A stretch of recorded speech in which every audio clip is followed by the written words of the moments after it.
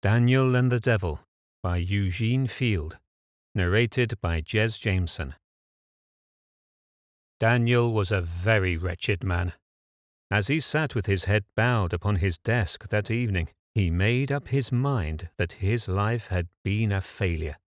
"I have labored long and diligently," said he to himself, "and although I am known throughout the city as an industrious and shrewd businessman, I am still a poor man and shall probably continue so to the end of my days, unless... Here Daniel stopped and shivered. For a week or more he had been brooding over his unhappy lot. There seemed to be but one way out of his trouble, yet his soul revolted from taking that step. That was why he stopped and shivered. "But," he argued, "I must do something. My 9 children are growing up into big boys and girls. They must have those advantages which my limited means will not admit of. All my life so far has been pure, circumspect, and rigid. Poverty has at last broken my spirit. I give up the fight. I am ready to sell my soul to the devil." "The determination is a wise one," said a voice at Daniel's elbow.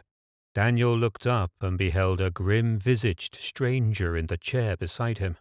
The stranger was arrayed all in black, and he exhaled a distinct odour of sulphur.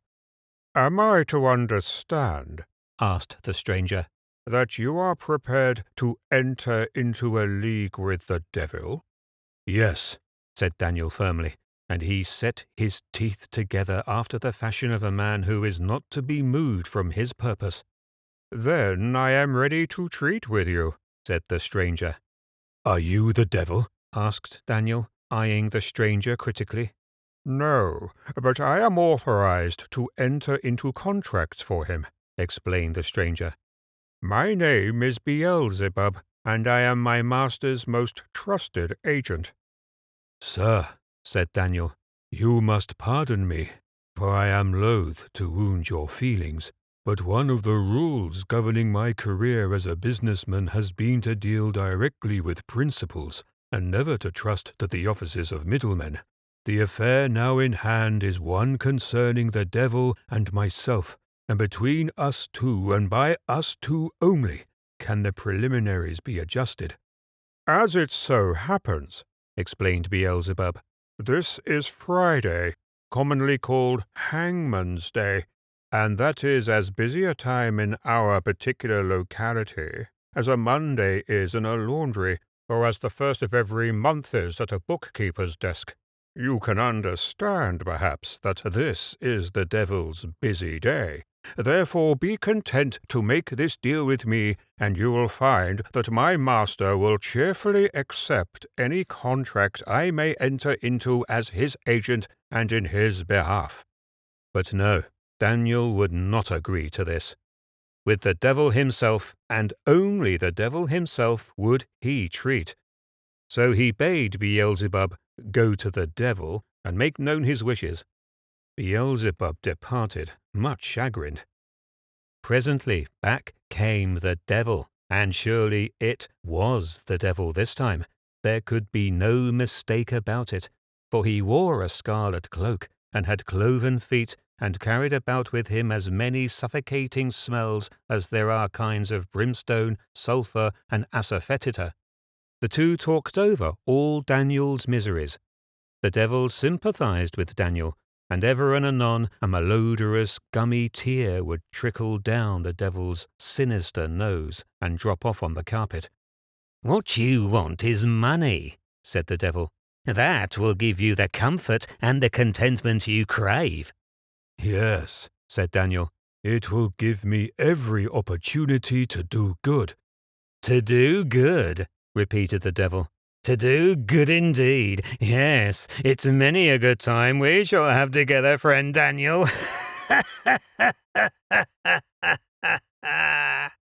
And the devil laughed uproariously. Nothing seemed more humorous than the prospect of doing good with the devil's money. But Daniel failed to see what the devil was so jolly about. Daniel was not a humorist. He was, as we have indicated, a plain businessman. It was finally agreed that Daniel should sell his soul to the devil upon condition that for the space of 24 years the devil should serve Daniel faithfully, should provide him with riches, and should do whatsoever he was commanded to do.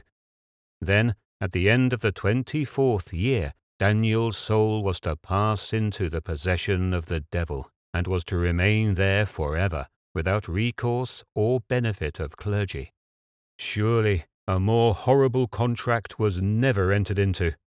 "You will have to sign your name to this contract," said the devil, producing a sheet of asbestos paper upon which all the terms of the diabolical treaty were set forth exactly.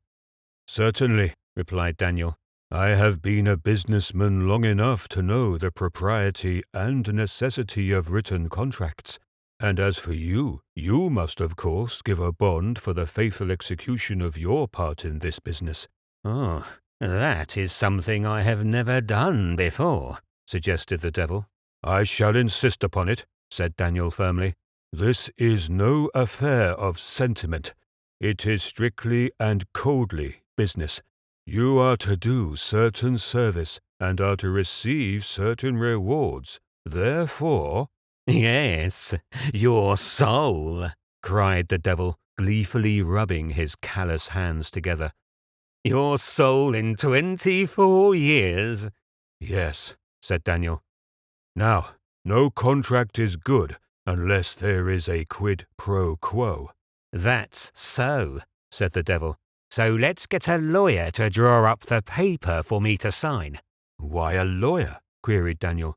"A contract is a simple instrument. I, as a businessman, can frame one sufficiently binding." "But I prefer to have a lawyer do it," urged the devil. "And I prefer to do it myself," said Daniel. When a businessman once gets his mind set, not even an Archimedean lever could stir it. So Daniel drew up the bond for the devil to sign, and this bond specified that in case the devil failed at any time during the next 24 years to do whatso Daniel demanded him, then should the bond which the devil held against Daniel become null and void, and upon that same day should 1,001 souls be released forever from the devil's dominion. The devil winced. He hated to sign this agreement, but he had to. An awful clap of thunder ratified the abominable treaty, and every black cat within a radius of 100 leagues straightway fell to frothing and to howling grotesquely. Presently Daniel began to prosper. The devil was a faithful slave, and he served Daniel so artfully that no person on earth suspected that Daniel had leagued with the evil one. Daniel had the finest house in the city, his wife dressed magnificently, and his children enjoyed every luxury wealth could provide. Still, Daniel was content to be known as a businessman. He deported himself modestly and kindly. He pursued with all his old-time diligence the trade which in earlier days he had found so unproductive of riches. His indifference to the pleasures which money put within his reach was passing strange, and it caused the devil vast uneasiness. "Daniel," said the devil one day, "you're not getting out of this thing all the fun there is in it. You go poking along in the same old rut with never a suspicion that you have it in your power to enjoy every pleasure of human life. Why don't you break away from the old restraints, Why don't you avail yourself of the advantages at your command?" "I know what you are driving at," said Daniel shrewdly. "Politics." "No, not at all," remonstrated the devil. "What I mean is fun, gaiety. Why not have a good time, Daniel?" "But I am having a good time," said Daniel. "My business is going along all right. I am rich. I've got a lovely home. My wife is happy. My children are healthy and contented. I am respected.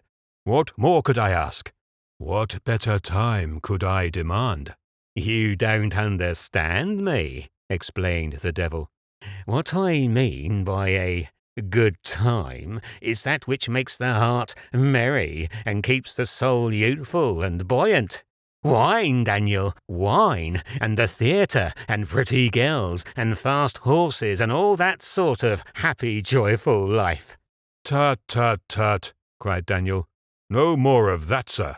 I sowed my wild oats in college. What right have I to think of such silly follies? I, at 40 years of age, and a businessman too.